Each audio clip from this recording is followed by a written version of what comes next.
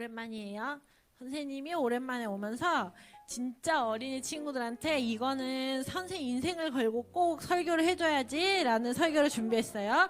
자, 함께 제목을 읽어볼까요? 왜 열심히 공부해야 해요? 벌써부터 얼굴이 어두워지고 있어요. 그래서 오늘 설교는 여러분이 왜 열심히 살아야 되는지, 무엇을 하든지 최선을 다해야 되는지, 왜 엄마 아빠는 끊임없이 공부를 열심히 하고 잘하라고 하는지 그런 이야기를 좀 해보려고 해요. 여러분은 공부하는 거 좋아해요? 오, 훌륭한 친구. 엄마 아빠들은 맨날 공부해라, 열심히 해라, 막 이렇게 어쩌다가 친척 막 명절에 모이면 맨날 물어보니까 너 열심히 공부하고 있니? 이런 것만 물어보잖아.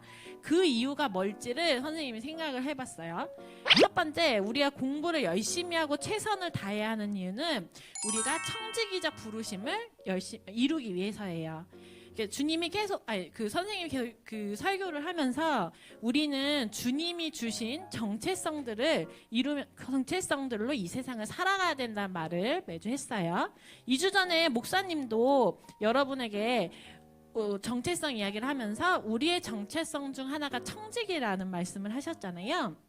그 청지기는 뭐 재물, 뭐 나한테 준 용돈 이런 거를 잘 하는 거를 넘어서 우리 친구들에게 머리를 주셨어, 지성을. 그래서 우리가 열심히 재물과 가족 물건들을 잘 지키듯이 이제 그 여러분의 지성도 배가시키고 성장시켜야 되는 게 여러분의 부르심이에요. 그것이 이제 첫 번째 이유고, 두 번째 이유는 성경에서 보면 이 탁월함과 공교함을 가진 자들은 하나님의 역사 가운데 쓰임을 받는 것을 볼 수 있어요. 성경에 그런 부분이 있는데, 여러분 왜 출애굽기에서 그 성막 짓는 부분 아니? 선생님 그 부분이 제일 고민이거든. 너무 읽기가 힘들어가지고 엄청 복잡하고 어려워. 생각을 해봐. 성막을 막 지어야 되는데 그 중에 하나 법계 짓는 부분을 선생님 이번에 또 읽어봤어요.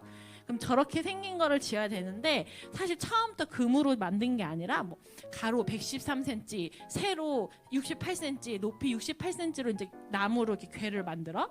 그러면 그때는 막 나무 자르는 기계도 없고 막 컴퓨터도 없고, 그런데 그걸 막 해야 돼. 그 다음에 이제 나무 이렇게 딱 만들고 그거를 순금으로 안팎을 막 싸래요. 그 금을 녹여서 나무 궤 안을 막 싸고 도금하고, 그렇게 한 다음에 또 위 언저리에 금태를 두르래. 그리고 금 고리를 4개씩 만들어서 양쪽에 각각 2개를 달고 뭐 계속 끊임없이 이런 하나님의 그 주문이 막 쏟아져. 이렇게 끝도 없는 하나님의 주문서가 막 쏟아지는데, 성경에 보면 그 일을 맡은 사람들은 그 일을 하는데 엄청 탁월했기 때문에 그 모든 거를 주님 말씀 그대로 만들어요. 그 다니엘도 여러분 잘 알잖아. 근데 다니엘은 바벨론의 포로로 잡혀갔음에도 불구하고 머리가 엄청 똑똑했고 여러 가지 지식이 있다고 했어. 그래서 이해력도 빠르고 왕궁에서 섬길 자격이 있었기 때문에 이제 바벨론의 총리가 돼요. 노예임에도 불구하고. 그래서 그 총리가 돼서 하나님을 그 바벨론에 있는 지혜자들한테 전해주고, 결국 고레스 왕제가 이제 이사야 예언을 믿고 천하 정복 후에 이제 유대인들에게 자유를 주는, 그리고 예루살렘의 성전을 재건축하도록 하는 그 일들에 다니엘이 큰 역할을 해요. 그래서 우리 친구들은 막 다니엘 하면 믿음 엄청 막 좋아가지고 막 사자굴에 들어가는데 빠방 하고 다음날 살아나고 이런 거에만 이렇게 집중을 하는 경향이 있는데, 그 사자굴에 갇히고 이런 일 전에 다니엘은 굉장히 탁월한 사람이라는 말이 성경에 있어요.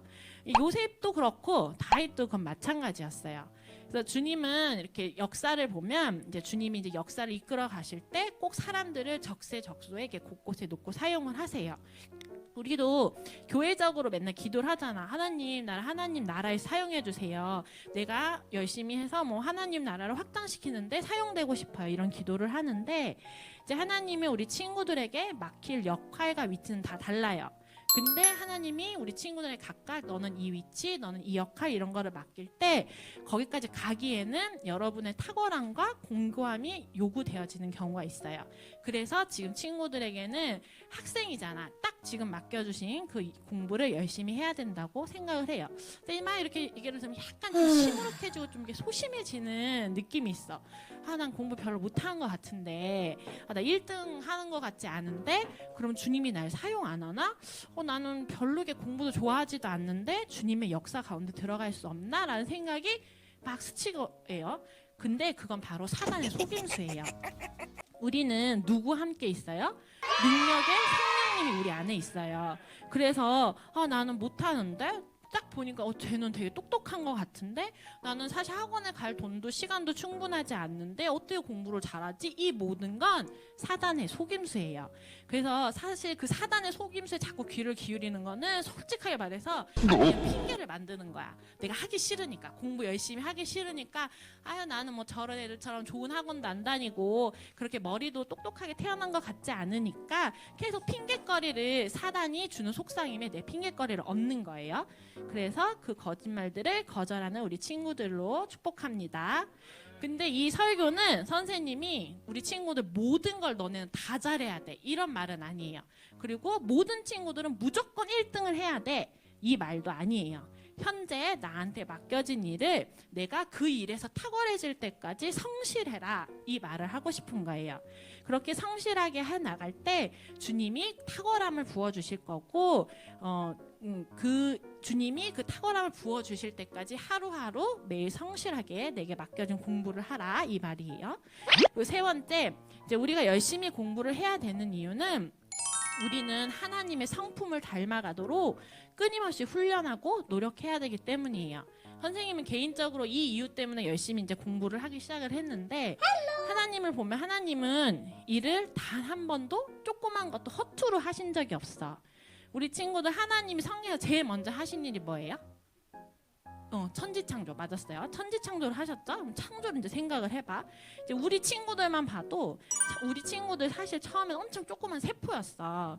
그래서 이제 그 눈에 보이지도 않는 세포가 이제 엄마 뱃속에서 무럭무럭 자라서 저 뒤에 있는 이제 다은이만큼 자라나. 그러다가 또 이제 시간이 지나면 이제 우리 예나만큼 자라나고 이제 더 자라나서 엄마가 되고 할머니가 돼. 근데 그 과정은 아무도 몰라. 어떻게 이런 일이 일어나는지를 몰라. 그래서 그런 똑똑한 과학자들도 사실 막 인조인간 만들고 싶고 막 그렇지만 그걸 할 수가 없어요. 그리고 그것만 신기한 게 아니라 여기 있는 모든 사람들 다 생김새도 다르고 지문도 다 다르고 그 목소리도 다 달라요. 근데 그 와중에 하나님은 우리 친구들 한 명 한 명의 머리카락 숫자도 다 아신대. 그만큼 하나님은 작은 일을 허투루 하신 적이 없어요. 생각해봐, 막 하나님 오늘 은유를 이제 만들려고 했는데 오늘 너무 피곤하다. 조금 대충 만들어야지. 막 눈도 좀 대충 달고 막 그렇게 절대 안 하셨단 말이야. 그러면 그렇게 하나님도 누구 한 명을 만들 때 온 힘을 다 기울여서 열심히 하셨는데 내가 열심히 안 한다? 이건 조금 뭔가 이상한 것 같아. 그래서 그런 생각 때문에 이제 선생님은 열심히 공부를 하기 시작했어요. 그래서 이제 마지막에 이제 선생님 이야기를 좀 해주고 오늘 설교를 마무리할 건데. 선생님도 사실 의대 2학년 때 너무 공부가 하기가 싫었어. 진짜 왜냐면 그때 거짓말 안 하고 선생님 6시간 자고 공부를 했어야 됐어요. 아침에 일어나서 수업을 듣고 오후 5시까지 학교 수업을 들어. 그리고 새벽 12시까지 복습을 해야 돼. 근데도 다 못해. 왜냐면 할 게 너무 많아서. 그래서 어느 날은 이제 저녁도 먹지 않고 공부를 해야 돼. 그게 되게 거짓말 같은데 그렇게 할 수밖에 없는 공부 양들이 선생님한테 쏟아졌어요. 근데 문제는 별로 선생님이 의대 공부를 잘하지도 않고 좀 잘 안 맞았어. 이렇게 막 징그럽고 맨날 이렇게 피 봐야 되고 막 이래서 이제 어느 날 진짜 그만둬야겠다. 그만두고 그냥 내가 좋아하는 그림 그리고 이렇게 살아야겠다. 뭐 꼭 이거 해야 돼. 뭐 딴 거 하면서도 밥 먹고 살 수 있겠지? 이제 이런 생각을 하고 이제 그만둬야지라는 생각이 이제 여기까지 딱 해서 이제 엄마한테 입으로 뱉어야지 이런 생각을 하고 있을 때 어떤 분이 꼭 이럴 때 이런 말을 뱉기 전에 꼭 누구를 보내시죠. 어떤 목사님이 선생님에 와서 이렇게 말을 해줬어요. Hello. 주님이 선생님한테 이제 말씀을 해주시는 말을 전해줬는데 이제 하나님이 나는 네가 나를 닮아가기를 원한다. 근데 나는 한 번도 시작한 일을 허투루 끝낸 적이 없고 중간에 그만둔 적이 없다. 그런 나의 성품을 네가 닮아서 살아가기를 원한다라고 해주셨어요. 그래서 어떻게 했을까? 네, 맞아요. 할 수 없이 공부를 열심히 했어요. 그래서 그때는 막 공부를 해야지, 막 1등 해야지, 유급하면 안 되지 이런 마음으로 한 게 아니라 그래 나는 주님을 닮아가야지. 지금 주님도 성실하신 분이기 때문에 지금 나한테 맡겨준 이 공부를 성실하게 잘 끝내야지 이런 생각으로 이제 열심히 했어. 근데 사실 그때 이제 선생님 막 그만두고 막 이럴 때 사실 그만두려고 한 큰 이유 중 하나가 선생님 공부를 별로 못했어. 솔직하게 말해서 이 선생님 등수를 태어나서 처음 공개하는데 선생님이 학교에 85명이 있었어. 그중에 선생님이 몇 등을 했을까? 85등까지는 다행히 아니고 한 60등 했어. 뒤에서 세는 게 너무 빠른 거야. 왜냐면 거기는 1등 하는 사람들만 모이고 언니랜다. 선생님 친구 중에는 어떤 애가 있었냐면 책을 딱 한 번 보잖아? 그대로 외우는 친구들이 되게 많았어. 그런 사람들 사이에서 선생님 어떻게 공부를 잘할 수가 있겠어. 그래가지고 이제 맨날 쭈글쭈글 하면서 열심히 하고 있었는데 그렇게 60등을 하다가 선생님이 그 하나님의 성품을 닮아가야지 하고 열심히 해서 선생님이 마지막에는 그 85명 중에 4등으로 그 성적이 오르고 끝냈어요. 근데 이렇게 할 수 있는 게 뭐 선생님 갑자기 머리가 좋아졌을까? 그건 아니라고 생각을 해요. 선생님이 주님을 닮아가려고 하는 그 마음과 성실함 위에 하나님의 능력이 부어진 거라고 선생님은 믿어요. 선생님이 했어. 그럼 더 훌륭한 우리 친구들은 더 멋있고 더 온전하게 할 수 있다고 믿어요.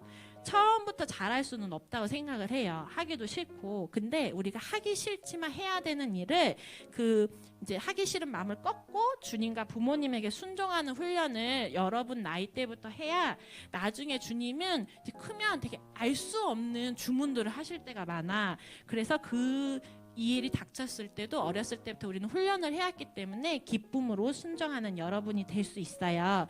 그래서 여러분 모두가 그런 어린이로 자라나길 주님의 이름으로 축복합니다.